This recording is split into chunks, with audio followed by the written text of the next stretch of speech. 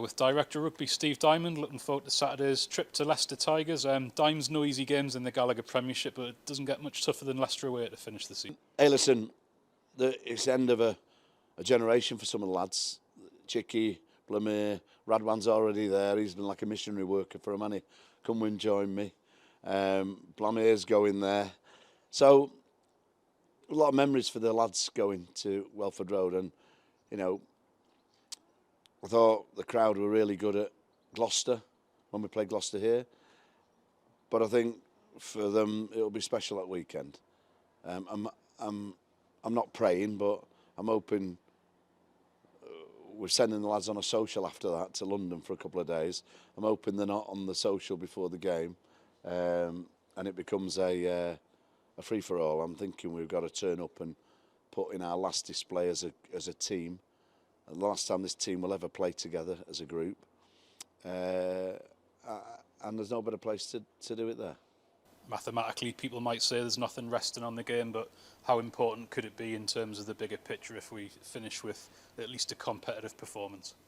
Well, I think that's what we're after, Mark, a competitive performance. It's uncharted waters for me. I'd said at the beginning of the season, I've never finished bottom, and unfortunately we have, so it's a first. I think we probably could have won 2 or 3 games more. I think me getting a ban after the Exeter game hasn't worked really well for the team, if I'm perfectly honest. I think I was right in what I said, but I've got to remember that even I can't fight the establishment these days. They can't accept any criticism, unlike we have to do. But I should know better. I think that then had an effect, really, because we would have won that game. We then challenged Northampton and we lost 35-34. And I think our confidence was not. They raced in front, and I think that was party to that terrible result at Exeter. And again, Gloucester last weekend, just a bit of people trying to save the day themselves and going out of line and just getting 2 yellow cards in 5 minutes, concede 14 points, and so there could have been 2 or 3 more wins. But hey-oh, it wasn't to be. I don't want to be a nearly coach, and that's what the team is. It's a nearly team at the minute, and we need to get away from that with a good few weeks off, and then get back into pre-season. It's been a tough season, like you say, but what other aspects around the club might be on or off the field that have given you heart and belief that this club can move forward positively? Well, I think the first and foremost is Seymour Curdy. You know, there's lots of absolute bollocks being taught by people, and all I can see is everybody gets paid every week and every month, and there's nobody knocking on the door to pay bills. So we've got real passionate owners, put a lot of money into the club, and I think, obviously fed up with it, we should celebrate what he's done, what the Thompsons did beforehand, what Sir John Hall did beforehand, and not be critical of these people. And we're looking for investment. We've gone out into the world and said that. It's not a Worcester scenario where people didn't get paid and people are still fighting to get paid now as creditors.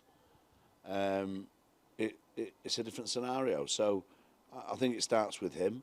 It comes to the sponsors and the supporters, the off-field management team, the commercial team, the community team, the coaching staff, the medical staff. Everybody is in a unremarkable season. They behave remarkably well, not let the heads go down. And all these people who talk, I'll use the term a couple of times, the bollocks about team spirit. Do you know how difficult it is to keep team spirit up when you've not won for 3 years? It's hard work. But with the right group of lads, and if you look at any other sport, the teams that are really good and really consistent generally spend the most money, generally have great team spirit. Well, our team spirit's as good as theirs. We just don't spend any money. If we can get that bit right, or get some parity there, then I can see maybe a statue of me going up there with them 3 in the future. I'm joking. No, I can see, you know, I'm disappointed with things like the academy situation. We only play 30% of our team comes through the academy, 60+% in the other teams. So that's not in a year or 18 months. That's continually under investment or not utilising the region. So I think that's one of the big things on my agenda if I'm involved moving forward. This weekend we've got a full supporters club bus going down to Leicester. A lot of fans making their own way there.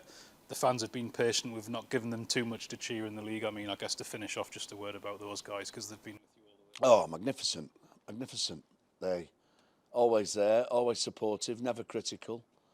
And I think they remember some of the good times here, and that's what we've got to try and pull together and give them moving forward. So yeah, thank you for them.